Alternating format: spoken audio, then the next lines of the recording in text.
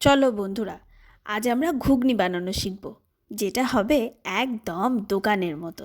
তো দোকানের মতন ঘুগনি বানাতে গেলে প্রথমেই প্রেসারে মটর, আলু আর লবণ দিয়ে 2-3টে সিটি মেরে নেব। লবণ দিতে ভুলবেন না, লবণ দিলে বেশ সুন্দর সেদ্ধ হয় মটর। তারপরে দেখে নেবেন মটরটা সেদ্ধ হয়ে গেছে নাকি। মটর সেদ্ধ হয়ে এলেই কড়াইতে তেল গরম করে তাতে গোটা গরম মশলা, তেজপাতা, পেঁয়াজ কুচি, টমেটো কুচি, লবণ, হলুদ, আদা রসুনের পেস্ট দিয়ে ভালোভাবে কষিয়ে নিন। এরপরে একে একে ধনে গুঁড়ো, জিরে গুঁড়ো, কাশ্মীরি লাল লঙ্কার গুঁড়ো আর সামান্য একটু জল দিয়ে আবারও বেশ ভালো করে কষিয়ে নিন যতক্ষণ না তেল ছেড়ে আসছে।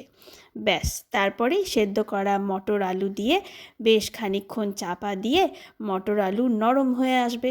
নরম হয়ে এলেই রেডি আপনার দোকানের মতন টেস্টি টেস্টি ঘুগনি। সবাইকে খাইয়ে তাক লাগিয়ে দিন।